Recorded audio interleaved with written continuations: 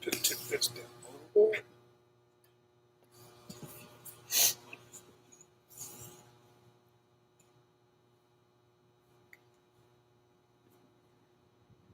All right, hi everybody. Thanks for tuning back in for another virtual Jiu-Jitsu fundamentals class.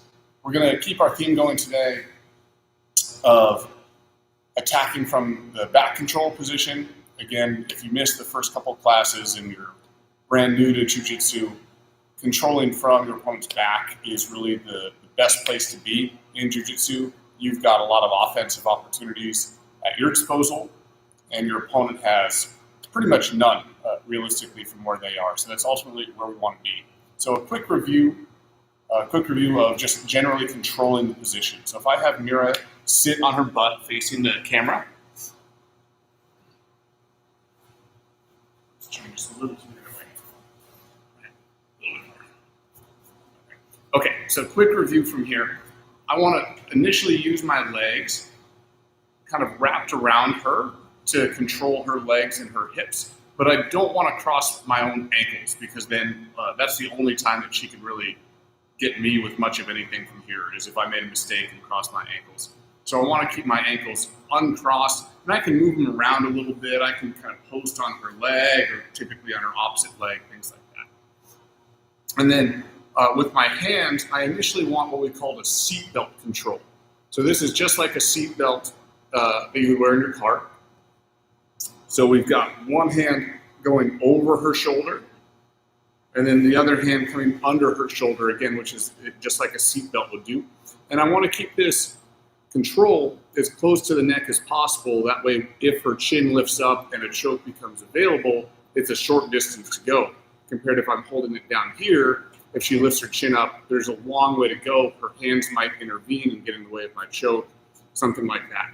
Because typically, if Mira and I are actually having a match here, her hands are trying to grab my hands. Yeah, she's not wanting me to get this choke, so I want to be as close as possible to the neck. If I start far away and she's holding it, it's so hard to get all the way up there.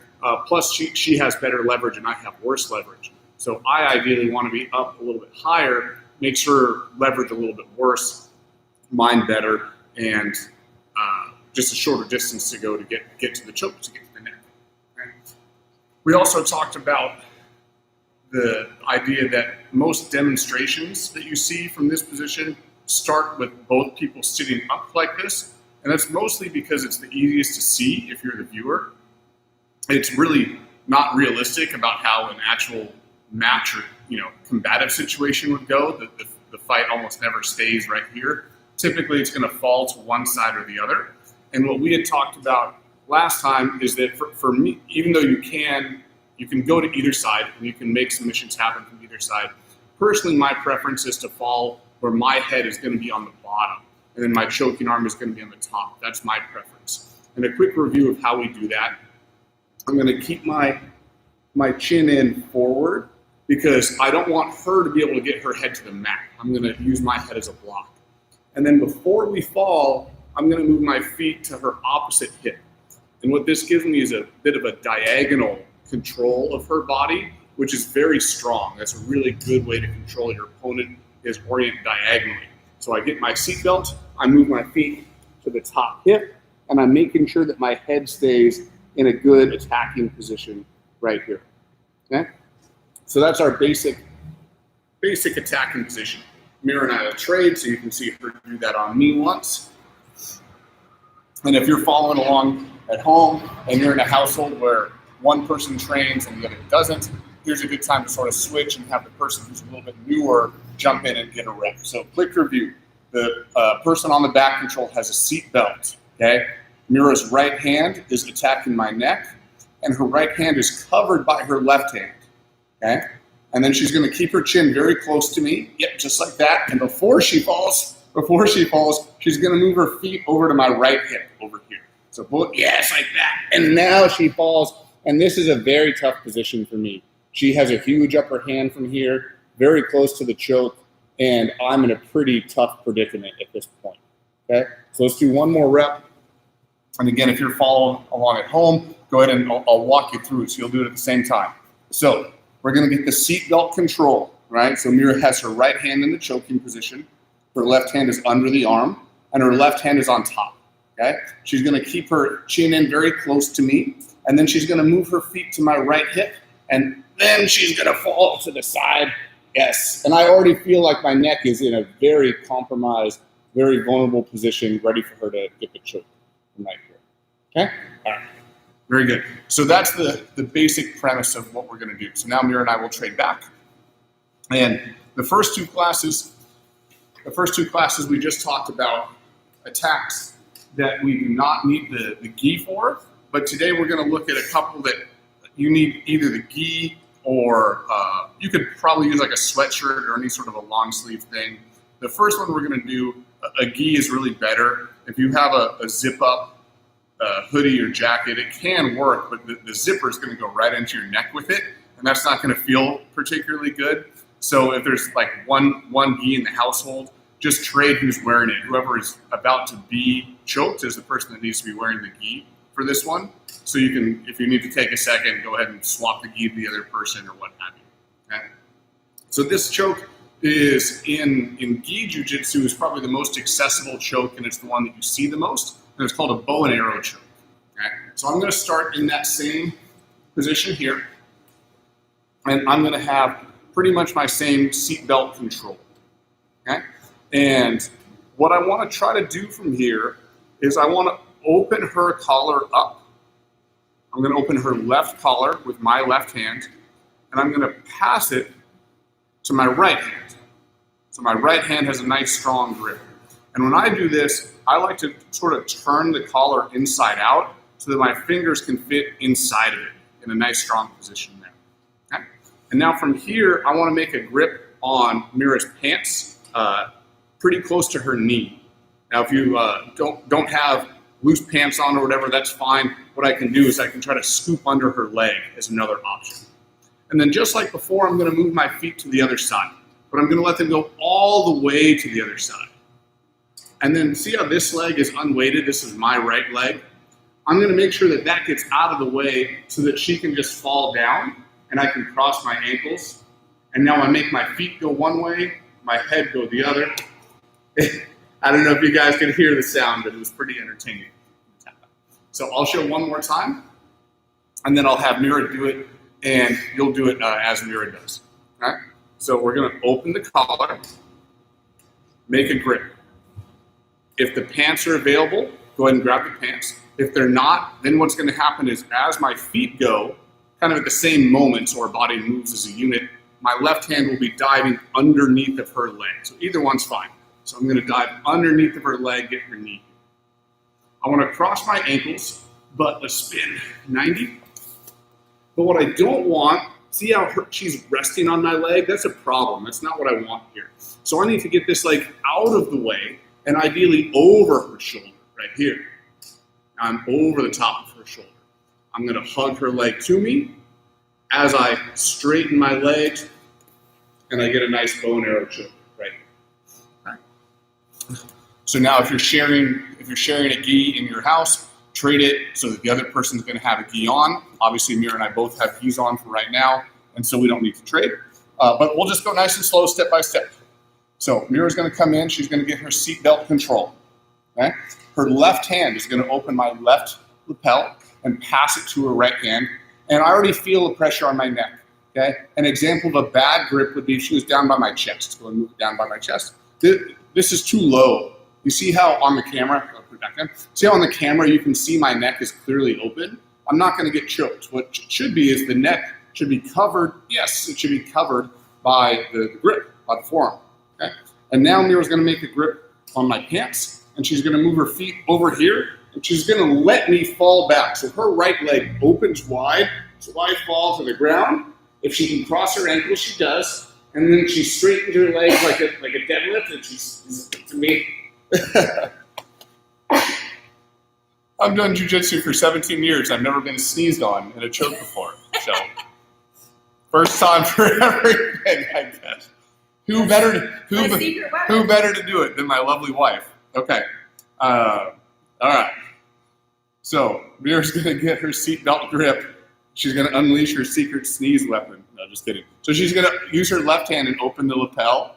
and then her right hand's going to go ahead and get the grip. She's going to get a grip on my pants, move her legs over. She's going to let me fall. This is the big key. Her right leg gets out of the way, goes over my shoulder, and then nice. All right, let's do one more time so we try to get at least 2 clean reps with no sneezes. Okay, last one here, hopefully. She opens my gi with her left hand, passes it to her right hand, gets a grip on the knee, lets me fall backwards, has to tighten. Woo! She's getting pretty good at that. All right. You don't even need your sneeze secret weapon anymore. Okay? So that's the bow and arrow choke is the name of that one. Awesome choke. In a gi, it's, I think, the most available choke, and there's some organizations that keep statistics at like world championships and high-level events, and this is, I believe, typically the most common submission in gi matches at the highest level. So getting to your opponent's back and getting that grip on the gi around their neck it's kind of a game over moment most of the time there. It's very, very difficult to get out of. Okay? So I also want to look at one more option. This one would be a choke that's available that we do need clothing on for this one. It's going to be pretty tough to get it without. The gi, of course, works great and is what we typically train in. But this one would also be okay to do if you just had a long sleeve sweatshirt or a jacket or whatever. The zipper function isn't going to be an issue. It's just the sleeve is all that we need for this one. Okay, so any sort of a long sleeved type of garment that is going to be pretty sturdy. You don't want something like a flimsy t-shirt that might stretch and get ripped. But a sweatshirt or a jacket should be fine. Okay, so I'll go to the back position again. Let's scoot toward the camera a little bit. And then angle to the right just a little bit. Okay, perfect, right there. Okay, so this one is going to be a fairly similar sort of thing, and it's going to be, I think, a little bit even like, kind of like the short choke almost that we did the other day, in that, it's hard for me to maybe make a grip all the way around. My hand is on the neck, but it's not able to go way around the neck. And so I need to find another solution to finishing my closed loop on the neck. Because typically for a choke to work, we've got the arteries on both sides of the neck, and generally we want to try to attack both of them if we can. Every once in a while, you'll be able to pull off a choke by only going for one side, but it really is better to try to get both. So this one is a arm in Ezekiel choke, and it's going to be a way that I use my own gi against Mira, and it solves that problem of me not being able to use my main hand to get all the way around the neck. Okay? And what we did with that short choke the other day is I escaped my hand, put it back here, and I did a choke like this. But there's going to be times where it's going to be pretty hard for me to even escape this hand out of here. And I would say that's especially true if we have the gi on, because there's so much friction, right? If she's clamping her left arm down, it can be a little bit tricky for me to do that. Okay, so what I'm going to be looking to do is I'm going to try to put my 4 fingers inside of my own sleeve here. Now I want to do this when I'm, of course, up right by her neck. I don't want all this space in here. But what I'm going to ultimately be doing is being right by her neck. And you see this sort of shrugging motion my shoulder is doing. My right shoulder, I'm lifting as high as I can. I'm not having it low. I want to kind of bring her head into the choke with that. And then this hand is going to come, I like to make a fist right on the side of the neck. And then I'm going to straighten my arms like a triceps extension. Yeah, this one gets pretty nasty right on the neck. So again, we're here. I'm going to go 4 fingers into the gi, and my shoulder is keeping her head forward. I'm going to make a fist right on the side of her neck, or I can go like karate chop style right on the side of her neck. Either one's going to work. And then I go right there. Okay? So it'll be easy for you to see if I demo without Mira there for one. So if you imagine that my right hand is the one around her neck, what I'm going to be doing is grabbing 4 fingers into the gi, okay? And I want to skew it sort of toward the pinky finger side. If I grab up by the thumb, I'm on the wrong angle, okay? So I'm going to skew this a little bit toward the pinky finger side.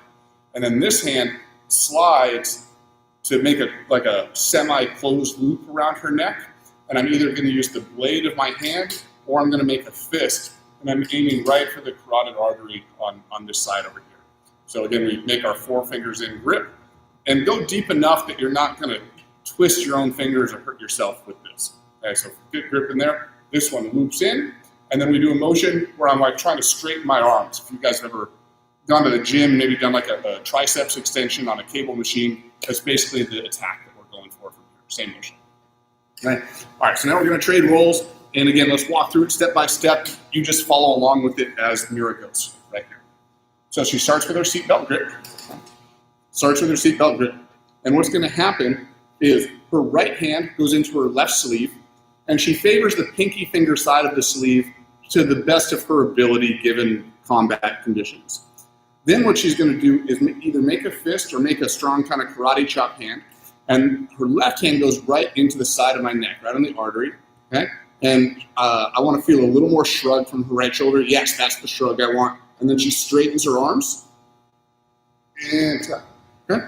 And a little detail to this one, we need a little bit more precision on where the choke is going to be.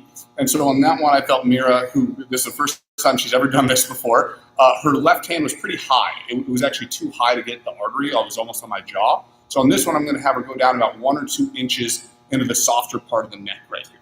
Okay, so let's do one more time. So she's got her seatbelt grip. Good. Her fingers go right into there. Okay, her shoulders pulling forward. And then this hand goes right into the neck. You're right up there. And then that's it. Good. Okay. So that's the nuts and bolts of it. Now let's look at one more option with the same thing that I think will make this even a little bit stronger. So I'm going to take Mira's back again.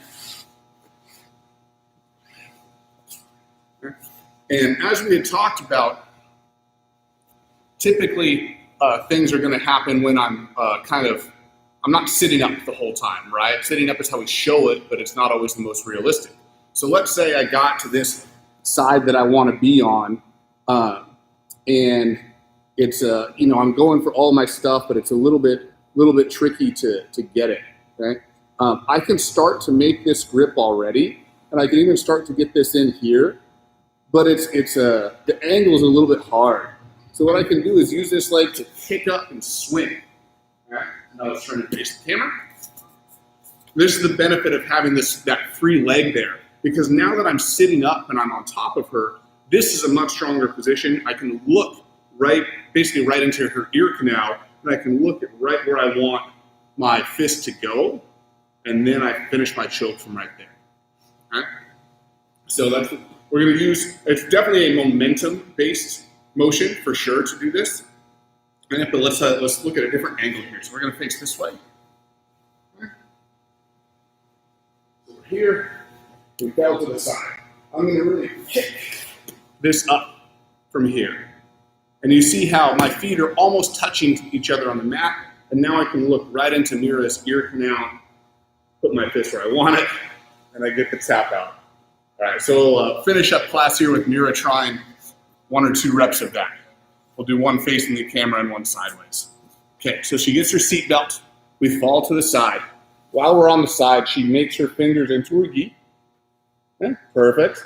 Okay, and I'm going to be here like trying to fight and all this. So she really kicks and rocks and lets me fall to my right side. She tries to put her foot onto the floor until she sits up and looks into my ear canal. Get this leg out of the foot. Pull it back under here. There you go. Pull your knee toward my arm. Yeah, perfect. There we go. Okay. All right. And then she's going to put her fist into my neck. Yeah, back under the floor. Woo. Okay. Yeah, once that's in, it's tight. Okay, we'll do one more facing this way, just for a different angle. All right, so we fall to the side. We'll get our grip, fall to the side. She gets her grip. Okay. And then she's going to really chop this, let me fall to my side. Yes, this is very good. And now this is going to suck. Yeah, that was a good one. It takes a little practice, obviously, to do the roll motion and make sure the player doesn't land and pin your leg too much. You might have seen a difference between the first rep that Mira did and the second one. The first one, she was kind of stuck under my weight, versus the second one, she made some good adjustments where her leg was more free and wasn't stuck. And that's the reality of this stuff, is you need to practice that, because that's a real variable. that you have to factor in, and makes a huge difference if you're actually going to make these techniques work in a situation where we're fighting against someone that's resisting, that they're very uncooperative. So, how do it feel to you? Any feedback for the viewers out there? I wish I had longer arms and legs for once. there might be a little bit of a height and weight difference between the two of us, if you guys didn't notice. So, thank you for tuning in. If you're watching, wish Mira a happy birthday. Tomorrow is her birthday, and she's spending it sneezing on me and choking me. So it's just allergies. If you have any comments, obviously leave them in the comment section, or questions, leave them in the comment section. We'll try to get answers, and feel free to subscribe to the channel. We've got these videos coming at you about 3 times a week, and then our kettlebell virtual classes 7 days a week as well. So thanks, everybody. Have a good rest of your day. Bye.